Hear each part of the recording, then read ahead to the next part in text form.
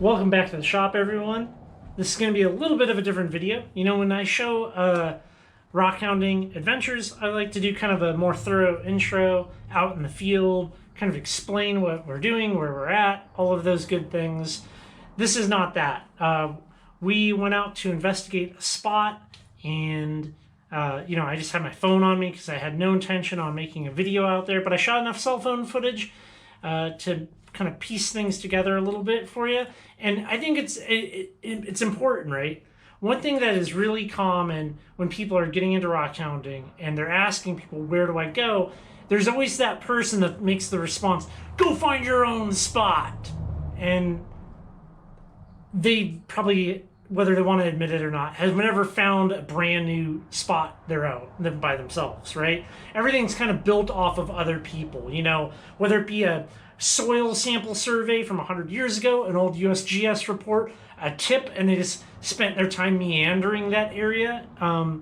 It's all built on this body of knowledge. And we like to go out and go exploring and find places, and usually it's a bust. And this area where we're at is a little bit of a bust, but I think it's representative of what it's like to go out and try to do those things. It can be extremely difficult. This was not a very fruitful trip. We might be going back to that area to do more investigating, but bear with me, stick through the clips. I know it's a little mishmash of stuff, and then we'll catch up back here at the shop when we're done. Got a couple of little seam agates like that right there. There's also a lot of this green rock with some type of crystal structure in it. And we're only halfway. You can see the view, which is amazing, but it's extremely steep, rough terrain to get out here. Maybe there's a nice trail, but it doesn't seem like it. Hopefully the video does a steep hillside justice. It's like we're like that for climbing. And there's this hole here that Sarah spotted. But you have all this red rock, some type of structure in it, little sparkly bits. I mean, could be tourmaline, could be garnet. But people have been working this. It's obviously done by a person. There's nothing obvious, though, what they're going for.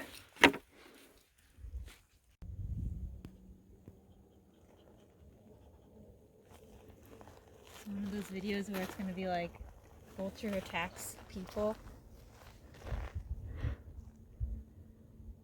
It's pretty awesome. The view up here is amazing. And based on the topo maps, we had a 600 or so foot climb up a 45-50 degree incline. But this is one of the pins that we're standing on. The other one's that right there. So hopefully we luck out and find something. But yeah, this is a new one for me. I do not know what that is. That's pretty cool.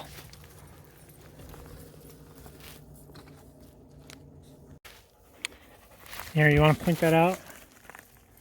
Here, I'll move something out in the sun. What? This? Yeah, This so opal bit? what we're looking for This? is opal, and I think that is opal. Little tiny pieces. Common opal. Yeah, here, show that to the camera. There you go. Awesome. Yeah, it's really rough going.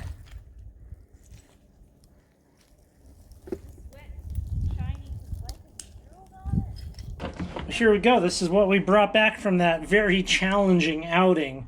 The amount of distance we covered, because I was tracking it on my phone, was about a half a mile from where we parked, and we climbed up almost 600 feet in elevation in half a mile, which to kind of give you an idea, that's anywhere from 35 to, at some points, it was 60-degree slopes, covered in pine needles, covered in loose scree, definitely on the more sketchy side at times where you're kind of crawling using your hands. There's clearly some type of material out there, and we'll be heading back there, hopefully with a drone at some point here to do more investigating. But let's kind of look into what we have here now that I have it back and have done investigating into the material some. So, there is opal. I can confirm that what you're looking at right here is opal, both in hardness and gravity and fracture. The material's there. This is pink rhyolite with tourmaline and little pockets of agate, which that is pretty cool if you ask me. Some of the material, like this right here, you can see that there's a little pyrite cube in it. Pretty interesting what you can find out there. And there's definitely seam agate in the area. So, what does that tell us? That tells us it is potentially a good spot to go back to and do a more thorough investigation when it is not, well, hot. And, yeah, maybe spend some more time out there.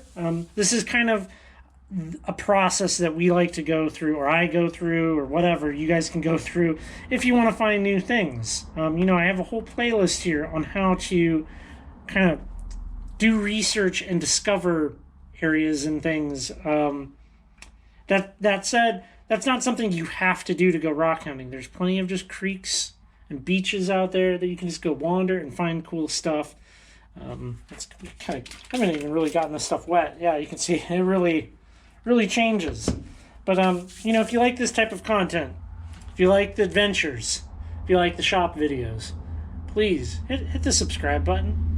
I'm trying to build this up and share rock hounding in a way that I don't really see many other people doing. So if you find it interesting, let me know. There's also this kind of more interesting mineralization happening on some of the rocks out there. I'm not exactly sure what it is.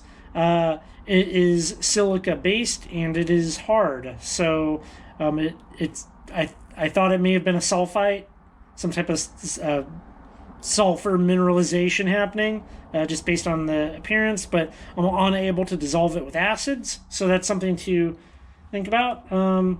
Anyways, I hope everybody's having a good day. Thanks for stopping by my channel, giving it a watch, and we'll catch you on the next one,